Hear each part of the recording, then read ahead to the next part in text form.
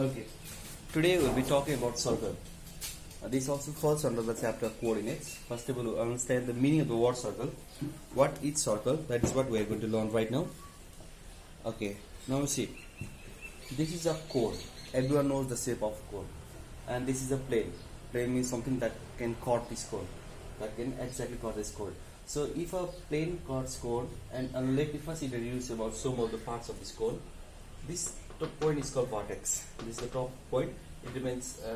It is like this is the vertex. Okay, everyone knows that. And this is the line that remains fixed.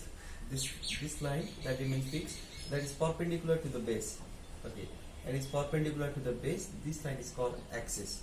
Now, if a plane cuts, now if we cut this like this way, if we cut this in this way, like there is a cone, and we are going to cut this way.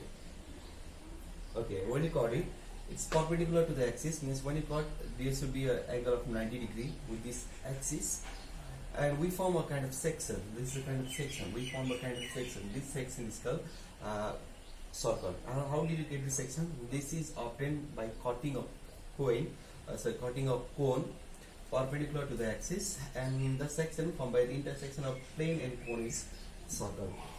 Okay, this is a section that is formed by the intersection of a plane. This is a plane and a cone. Cone like चाहिँ यो प्लेनले बिचमा चट्टै यो बेससँग parallel हुने गरी काट्यो भने, otherwise यो भर्टेक्ससँग परपेन्डिकुलर हुने गरी काट्यो भने एक खालको सेक्सन फर्म हुन्छ. त्यो सेक्सनलाई हामी के भन्छौँ? Circle भन्छ. Circle will be carrying around 5 marks in a long distance and can sometimes be asked for 2 marks also. So we can suppose this to be as 7 or 8 marks for your SE examination, and it's very important. And this students find it quite difficult, this chapter, but it's not as difficult as they think it. If you have a concept regarding this circle, or if you can understand the formula, how it came or how it is derived, when to use that one, then it will be quite easy. We are learning from the prospect of examination, so we will not be going detailing. We will be going in a way that we can make a good score. First of all, we'll talk about equation of circle. We will talk only about formulas. No, we'll talk about equation of a circle. Now, the first condition is when the center is origin. When the center is at origin, it means this is a circle and its center is at origin 0, 0. We suppose the center of a circle to be h, k. In this question, we suppose the center of a circle to be h, k. So, and this point from this center to a point on a circumference, this is a radius. We denote it with a small letter r. So in this condition, the equation of circle will be like x square plus y square equals to r square. You have to use this formula when the center is at origin. जब centre चाहिँ origin हुन्छ तब हामी यो formula हुन्छ x square plus y square equals to r square.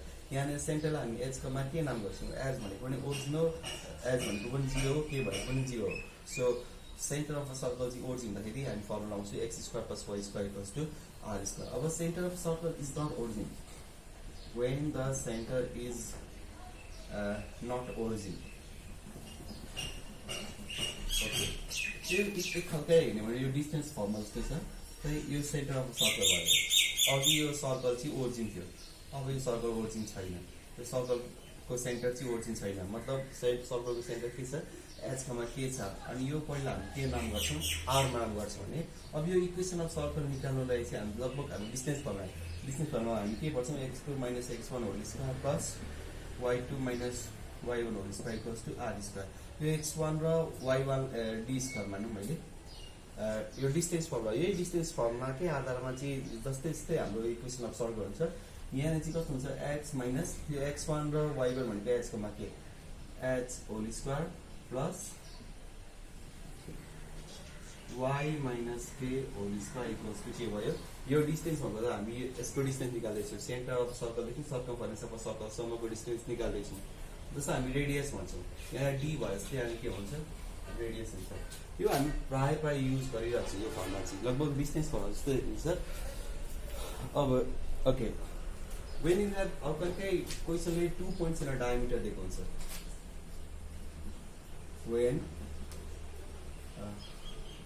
when the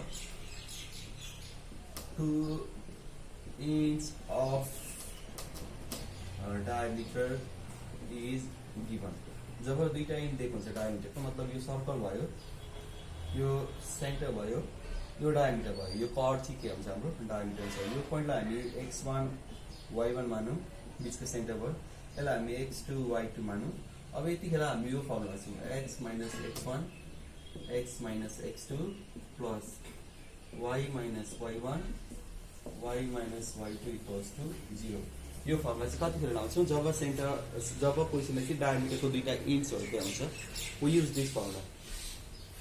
okay, मतलब यो diameter भयो, डायमिटर किन भयो भन्दाखेरि it passes to the centre. So if it passes to the center, then that is a diameter. And when you have provided with 2 inch of diameter, you can find the equation also using this formula. यही गर्नुपर्छ भन्ने छैन, mid point find गरेर centre निकालेर radius निकालेर solve गरे पनि हुन्छ, तर त्यो लामो हुन्छ, त्यो छिटो पनि हुन्छ, मिठो पनि हुन्छ। अब when the circle passes to the origin, when the circle passes to the origin, अब सर्कल जब ओरिजिनमा पास हुन्छ, जस्तै यो हाम्रो फिगर भयो, यो एक्स नेगेटिभ एक्स पोजिटिभ भयो, वाइ पोजिटिभ, यो वाइ नेगेटिभ भयो। अब सर्कल चाहिँ ओरिजिनबाट पास हुँदैछ, दिस इज लाइक सर्कल। यो हाम्रो सेन्टर मानौँ, सेन्टरलाई 2,3 मानौँ, मतलब यहाँदेखि यहाँसम्म 2 हो, यो डिस्टेन्स 2 हो, यो डिस्टेन्स कति हो 3 हो। यसरी जोइन गर्ने हो भने यो नेर यो एउटा हाम्रो राइट एङ्गल ट्रायङ्गल फर्म हुन्छ हेर्नु त।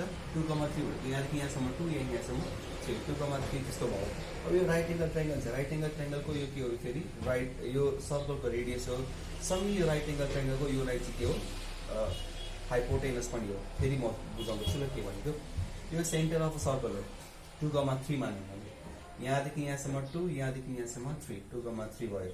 अब यो लाइन एबी ल मानौँ, लाइन ओबी चाहिँ रेडियस हो, ओबी के हो सर्कलको रेडियस हो, यो हाइपोटेनस पनि हो।